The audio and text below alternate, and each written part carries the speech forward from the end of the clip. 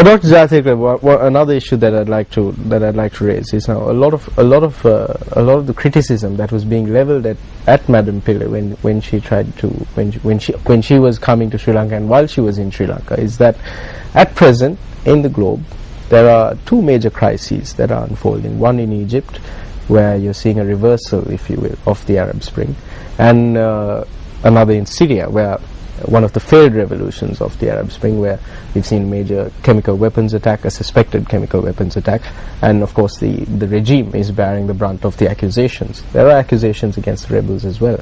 Now, when you have such major humanitarian crises happening elsewhere in the world, is it appropriate, it's a scheduled visit, but is it appropriate for the head of human rights in the global body to be visiting Sri Lanka half the world away? Well, Nadeem, firstly it was Sri Lankan government's invitation. No, it was a scheduled visit, but these are emergency situations. Yes, but there have to be resolutions in the Human Rights Council. Now, the Human Rights Council resolution of March 2013 asked Navi Pillay to report on Sri Lanka to the Council in September, that's this month, and to do so again in a written form in March 2013. So, I mean, that's the way the UN system works. I mean, she's not Superman or Superwoman or whatever to zip off, Syria, Egypt. Of course, there is a disproportionality. But, I mean, that's what international politics is about. We should be able, as we did in 2009, to muster a coalition which keeps the attention away from us. And we should be able to say, hey, what about place A, B, C and D? But if you're unable to do that, then they come for you. That's a failure of Sri Lanka's foreign policy and diplomacy and Sri Lanka's external relations, really. So is it really a failure of foreign policy or diplomacy? Because if what you're trying to do is simply divert attention away from yourself, it means that there is something that you don't want attention to be paid to happening in your country. So shouldn't the focus be rather than on correcting foreign policy or diplomacy, shouldn't the focus be on correcting whatever it is in your country that is happening that you don't want attention being paid to? Well, it's a double track thing. I mean, nobody's passed resolutions asking her to go to Cuba. I mean, okay, we say the United States is gunning for us. I read a story where the Secretary to the Ministry of Defense said the United States had no moral right to move that resolution against Sri Lanka. I mean, he had said this in his talks with Madam Pillay as well. Yes, this was a story about what he had told Madam Pillay. Now, this, in fact, I mean, there's a strong argument, but the point is this. The United States has not been successful in doing this to Cuba or Venezuela or many of the places that they don't like in Latin America. Why? Because those countries have maintained their international friendships. They have a coalition and they are not easy targets, though the US might like to go for them in the Human Rights Council. That is because their diplomacy has been very successful. Especially when you're looking at countries like Cuba, Venezuela, Bolivia, Ecuador, etc. It is very strong regional cooperation. Do you think Sri Lanka has failed on that front? Well, I mean, we've lost our major neighbor who voted against us 2 years running, having supported us in 2009. So obviously, there's something wrong in our regional relationships, obviously. So at this time we have now Sri Lanka is expanding its foreign missions. We are expanding diplomatic ties, notably in the African continent, which is a positive move. Africa is a resource-rich nation. You would want to have trade ties, etc., with Africa. But are we doing it at the expense of cutting ties here in South Asia, which could be even more important to us. No, I don't think we are doing that at the expense of ties with South Asia. It's just that we have not understood that our most important single relationship is with our neighbor, and that even some of our friends would not go against our neighbor in order to support us. Brazil, you mentioned the BRICS. Now we are expanding ties in Africa, but one of the most important, perhaps the most important player is South Africa.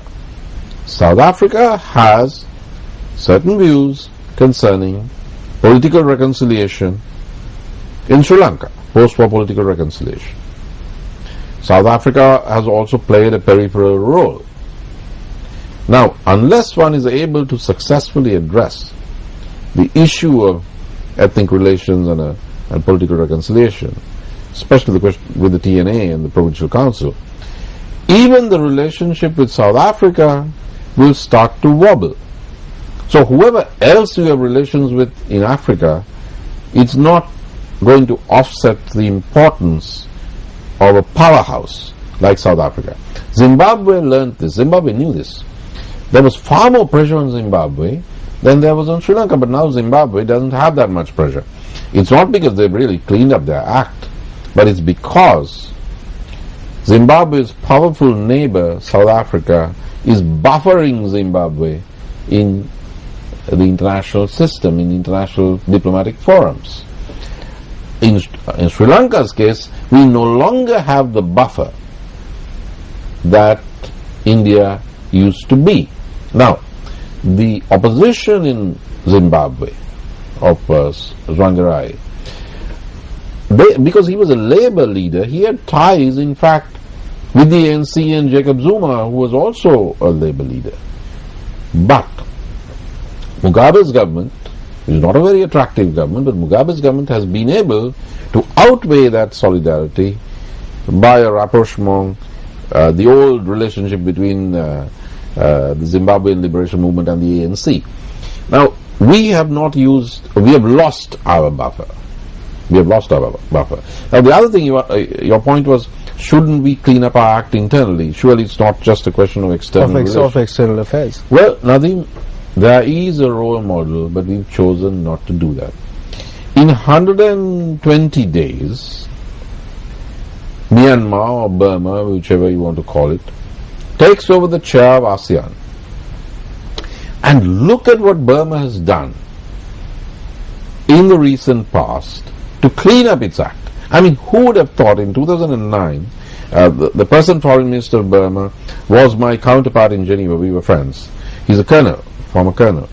He was also former ambassador to Israel. He's now the foreign minister of Myanmar. I mean, they were in worse shape than we, and I had a joke with my staff. I said, we'll know when we are really in bad shape when we go looking for them rather than them coming looking for us for help. They used to come to us. Now, Barack Obama has gone to Burma, and the Burmese president has gone to New York, and they are ready for the chairpersonship of ASEAN. Now, has Sri Lanka cleaned up its act sufficiently to play the role of chairperson of the Commonwealth in November? Or is there going to be a repetition of the friction the government is having with Madam Pillay? Because there's nothing to prevent significant leaders of the Commonwealth making the same kind of statements that High Commissioner Pillay made, or weaving those references, those issues into their statements while in Colombo. So what's going to happen? Are we going to issue communiques the next day about every statement that's critical made by every visiting Commonwealth leader? So we could have cleaned up our act, we should clean up our act, we still can clean up our act. Do we want to clean up our act? I'll add a question. Who are we? I mean, it is possible that the President wants to clean up his act, or clean up the government's act, but will he be allowed to? That's a solid question. Now, when you talk about will he be allowed to clean up his act, it's basically an insinuation, if you will, that the president it's an insinuation that has been made by Navi Pillai in her press release. It's there. It's out there in the open. So did you face that kind of let's say under invisible hand preventing you from doing your job while you were in foreign service? Well, as I said, we contained High Commissioner Pillai and we warded off the threat to Sri Lanka far away from our shores in May 2009. And that's in Routledge books. It's it's all written up and so on. It's on the record. Academically, it's being studied. Now, by August, I was back in Sri Lanka. And that is despite that success and despite the President himself requesting me to stay on for another year and the Secretary of the Ministry of External Affairs sending me a letter saying that the President wants me to stay on. That was reversed. Now, I have reason to believe that particular decision, which has in fact meant, it's been a high price to pay. Look what's happening now. I mean, between 2009 and, as I said, High Commissioner Pillai comes over here and administers a box across the years of the government, when in 2009 she was sort of confined to Geneva. Okay, now when I look at what's happening to our external relations,